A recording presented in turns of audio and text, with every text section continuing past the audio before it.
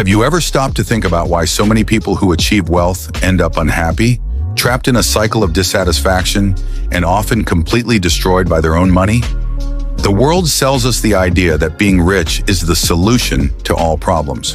But what if I told you that wealth can be a dangerous trap? Have you heard of millionaires who lost everything? Entrepreneurs who work nonstop, even though they have enough money to live 10 lives? Or even celebrities who, despite having everything that money can buy, live in deep emotional crises? Today, you'll discover the 3 biggest dangers of wealth and how to avoid falling into these traps. Stick with me until the end, because this reflection could completely change your view on money. Everyone dreams of being rich. From a young age, we are bombarded with images of success, luxurious mansions, sports cars, world travels. We've been taught that money equals happiness. But what no one tells you is that for many people, this dream becomes a nightmare. The truth is, money doesn't solve all problems. It only amplifies who you already are. If you already have insecurities, money can make them worse. If you don't trust anyone, wealth will only increase that distrust. And if you don't know when to stop, you could end up a slave to your own ambition. Many millionaires face depression because they realize that after conquering everything, they still feel an emptiness. It's like a game that never ends. No matter how much you earn, there will always be someone with more money, a bigger house, a more expensive car. And so the pursuit of wealth becomes an endless cycle. The first big danger of money is the illusion of happiness. We've been taught that being rich means being happy, but science proves the opposite.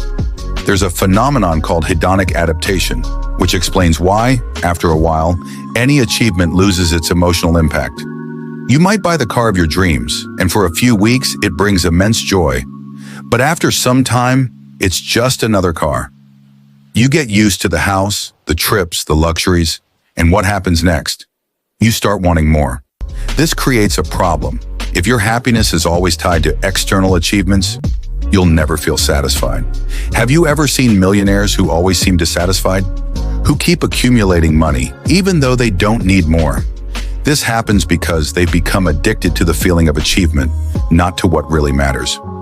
Research by Daniel Kahneman, Nobel laureate in economics, shows that beyond a certain income level, money stops impacting happiness. In other words, making more money beyond that point doesn't change your life satisfaction. The second big danger is loneliness and distrust. When you become rich, your relationship with people changes completely. You never know who truly likes you and who is just interested in your money. Have you noticed that many celebrities talk about feeling lonely, even when surrounded by people?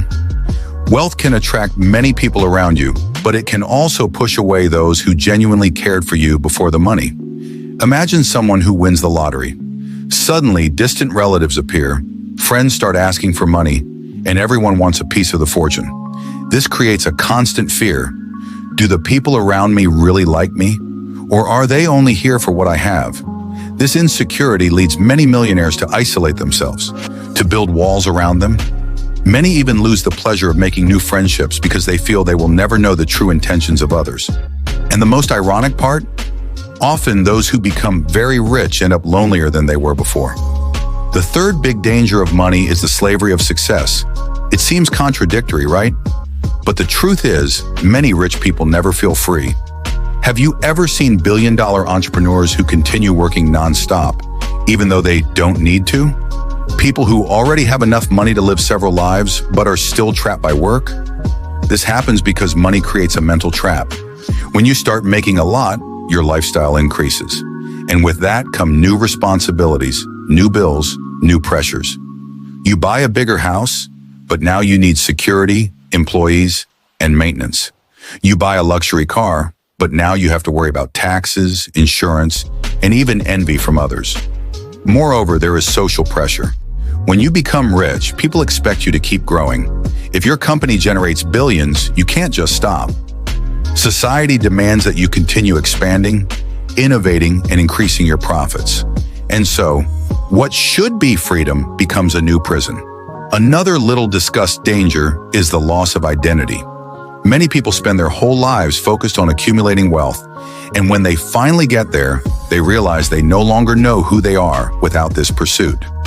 Money becomes a reflection of their personal worth, and the idea of losing part of their fortune is terrifying.